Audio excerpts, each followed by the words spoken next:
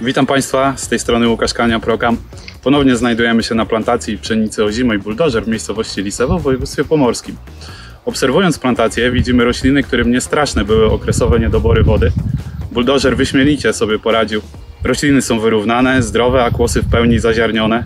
Mają po 9-10 pięterek.